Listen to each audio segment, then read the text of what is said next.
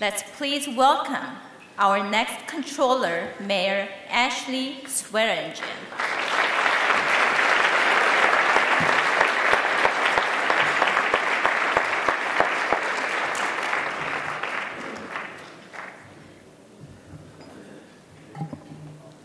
Well, good evening, everyone. Thank you so much, Michelle. And oh, how I would love to have been there in the days with Michelle, and that she would not have had to beg and plead. But yes, we do plan to take the board majority at the Board of Equalization this November. And Michelle, I know that you'll be missed, but I can't wait to see you sworn in as the next county board member in Orange County. So best of luck to you on November 4th. I also want to thank Chairman Brulte, our steadfast leader. Never one to be outdone by his political adversaries, Jim Brulte was gracious enough to join Democratic Chairman John Burton in reinforcing the maxim that state senators never actually retire, they just become party chairmen. And I'm so glad he did. Jim, thank you so much for taking the reins of our party, and thank you for your willingness to serve. You certainly inspire confidence. You inspire confidence in me, as I know you do in so many people around the state, and we are grateful for your leadership.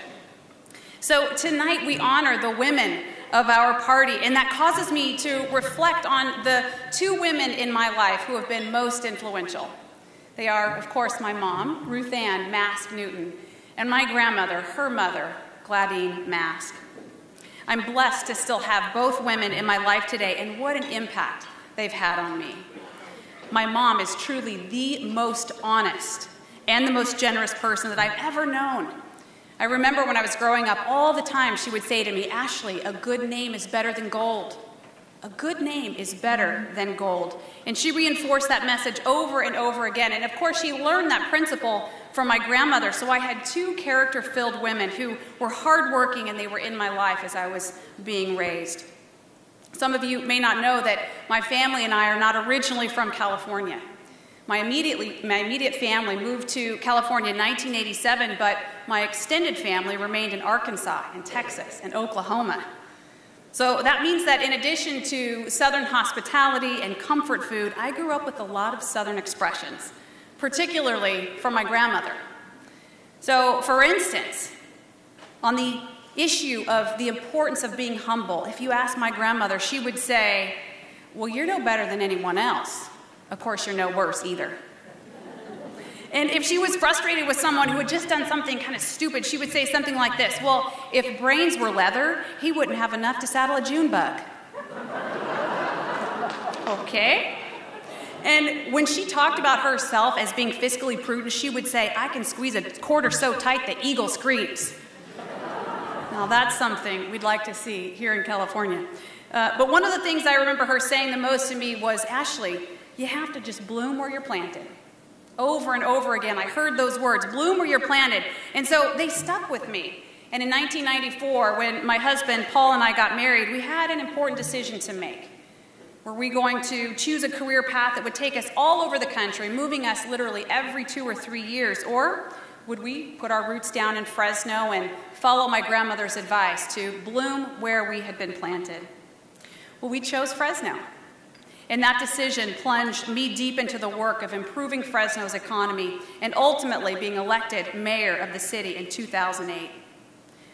What a tumultuous time to take the reins of California's 5th largest city in 2009. In the years leading up to the Great Recession, the city had locked in expenses when revenues were at an all-time high. And within 3 weeks of taking office, I started getting my first report of operating shortfall, one after the other. And as was stated on the video, ended up being $120 million a cumulative operating shortfall. And complicating matters further were the fact that there were negative fund balances that had not been properly disclosed. And those negative fund balances wiped out our small cash reserve, and it created this internal debt, our own version of California's wall of debt, and that had to be paid off.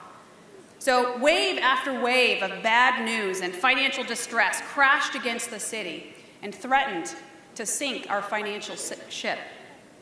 Weathering the financial storm required my team and me to bail water out of the boat and build a new boat all at the same time. We took bold and immediate actions to address the crisis. We had to cut spending. We reduced our workforce by 25%. We consolidated city departments, and we privatized some non-essential government services. We did partner with local nonprofits who ended up delivering higher quality services to our residents at a lower cost to the city, so our residents never experienced any drop in service levels. But at that same time, as we were taking these immediate, aggressive emergency actions, we also focused on structural reform.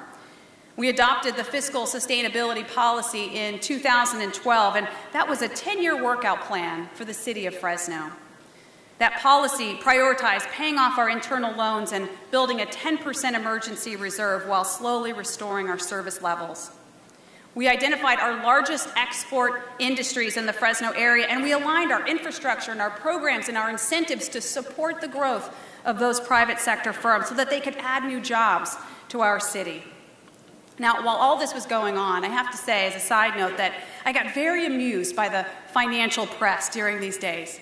So here we are in the city of Fresno, and we are bailing water out as fast as we can. Every 3 to 6 months, opening up the budget, finding additional things to cut, finding new partnerships to form, and doing everything possible to keep our city afloat. And every now and then, someone from the national financial press would come knocking on the door at City Hall, and they would say, hey, Mayor, did you know that your city's almost bankrupt? Yeah, I know. Thanks for that. I'm kind of busy right now, so if you'd move along, and if we continue the things we're doing, we're going to be okay. Move along, please. A few months would go by, another big national press story. Hey, Mayor, did you know that you're the most cashless city in America? Yeah, I got it. We're broke. Thanks for the reminder. On and on these exchanges would go. We were on everyone's bankruptcy watch list. Time Magazine, Wall Street Journal, all of them were predicting our demise, and they were speculating which city would be next, Stockton, Detroit, and we were always at least one of the top 2 or 3 cities that were rumored to go bankrupt. So what happened? Well, I'm pleased to report to you tonight that the city of Fresno's budget is now structurally balanced. On July 10th of 2014, we paid off all of our remaining negative fund balances a full 8 years ahead of schedule.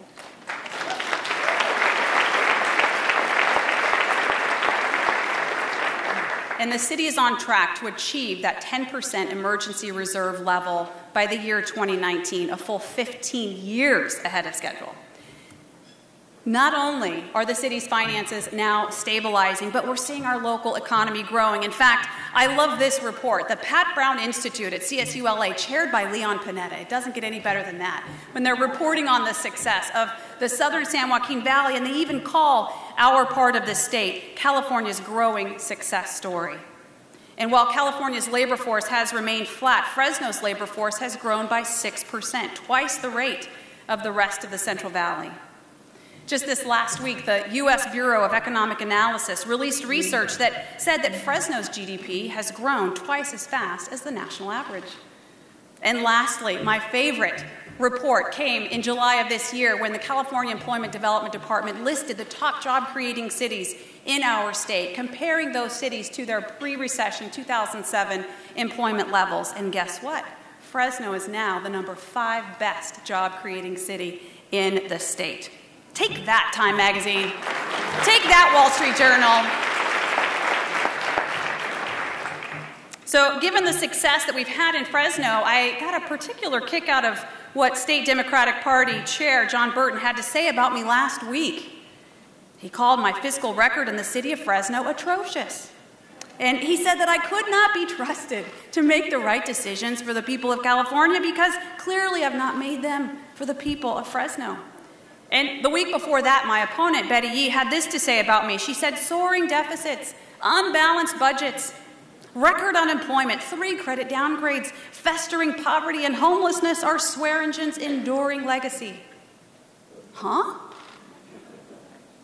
Turning the city's finances around, now we're the 5th best job-creating city in the state, and my legacy is soaring deficits and record unemployment?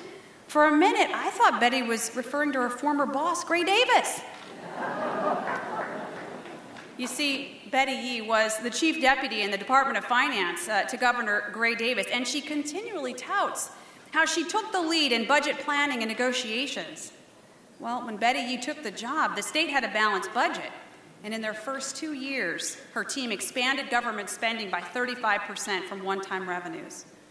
The structural deficit this created ended up putting the state over $30 billion in the hole by the time she left. Her department recommended raiding the state's pension fund money and using it for even more additional spending. But to make up the difference, they devised a plan to take out loans to backfill the pension fund monies. Things got so bad that the Davis administration, that the state tried to unload its fiscal mistakes onto the backs of local government. In fact, even Jerry Brown, as mayor of Oakland, personally went to Sacramento to warn that this move would take his city to the brink. Indeed, this state suffered through 15 years of structural deficits because of the Davis-Yee budgets. My opponent's main argument to the voters is, elect me. I've been doing this a long time. It's true that Betty Yee has been a Sacramento budget insider for a very, very long time, but what difference does time in the saddle make if you're riding the wrong horse? 3 years of Davis-Yee budgets resulted in over $30 billion in debt, and 10 years on the State Board of Equalization when, by the way, the state's business tax climate dropped from 38th in the nation to 48th in the nation during Betty's time on the board, according to the Tax Foundation.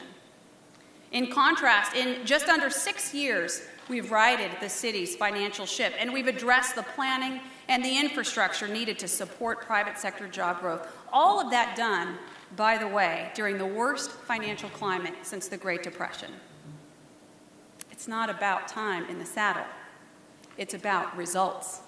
And indeed, there is a stark contrast in this year's contest for the State Comptroller's Office. When I was growing up, my mom was a public school teacher. She taught American history to juniors and seniors at Southside High School in Fort Smith, Arkansas. As a kid, I would always know when my summer vacation was coming to an end because my mom would pack me up in the car and schlep me down to the school, and we'd have to help her set up the classroom for the new school year.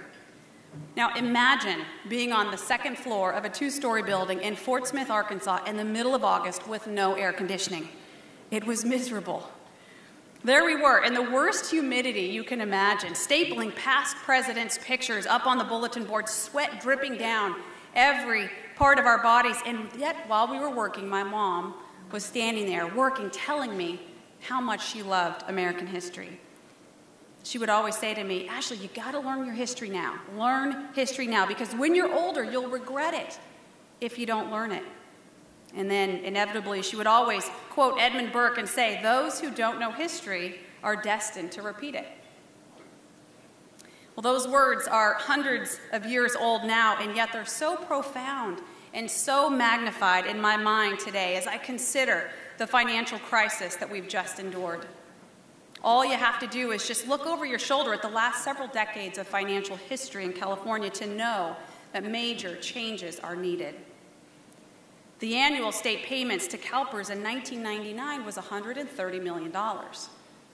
Today, that number is $4.6 billion a year.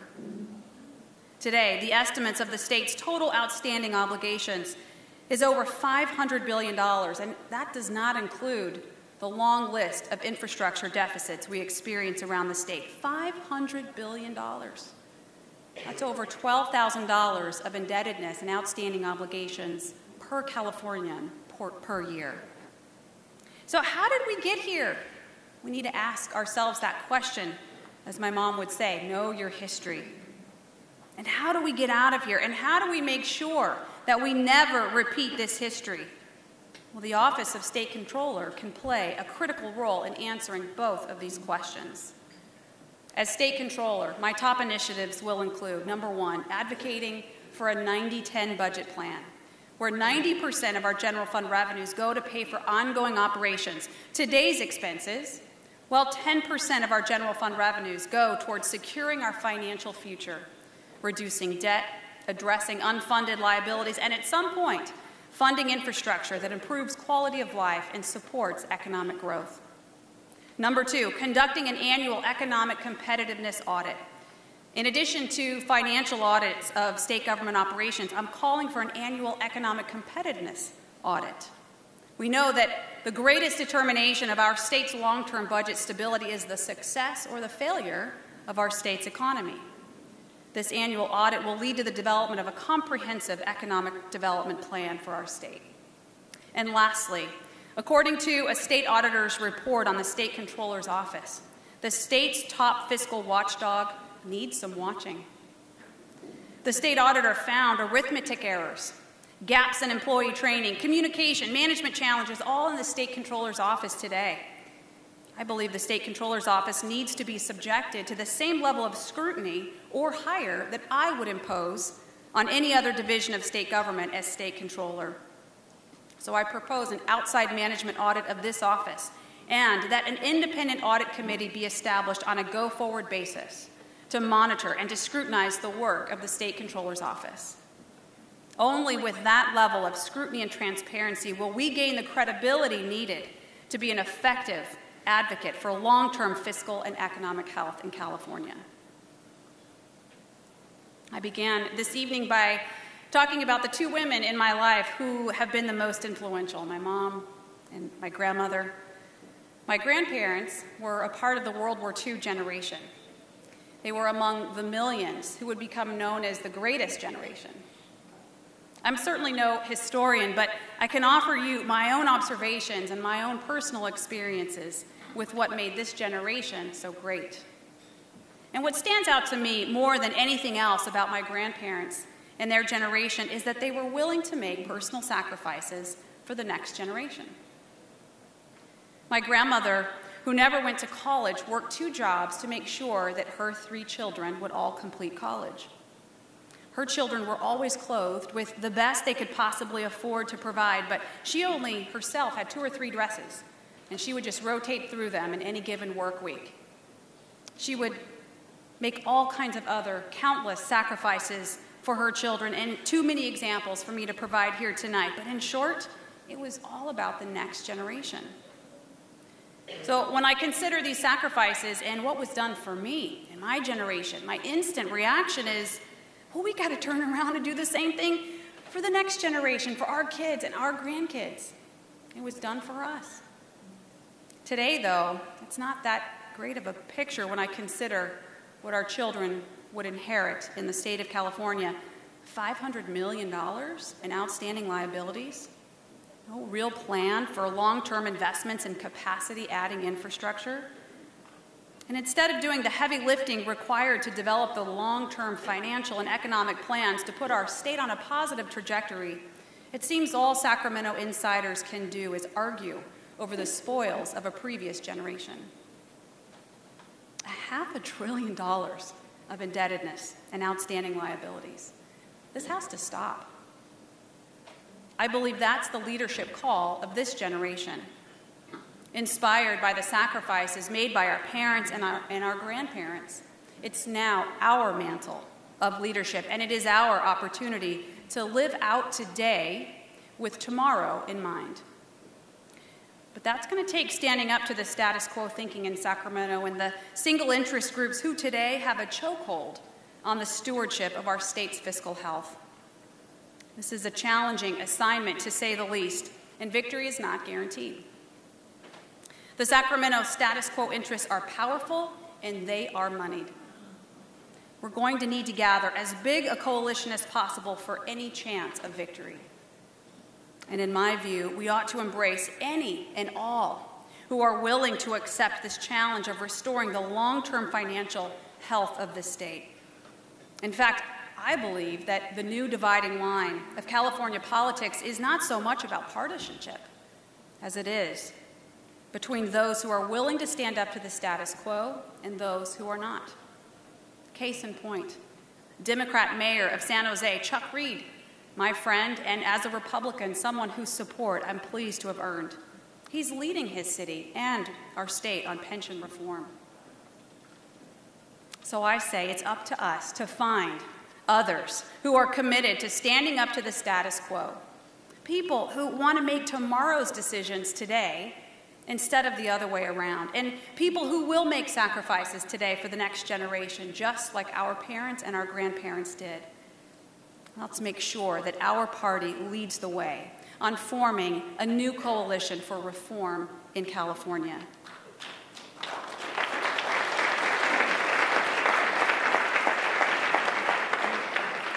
If you'll allow me, there's just one last bit of wisdom from my grandmother that I'd like to leave with you tonight.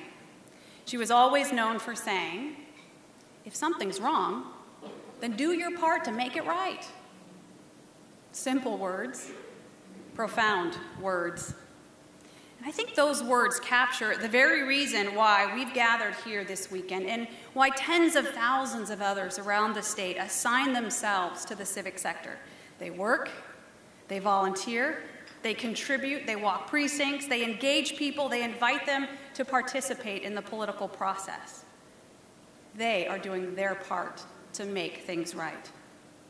I'm very proud to be a part of this team, and if successful on November 4th, do my part to restore financial and economic health to the state of California. Thank you very much. God bless you.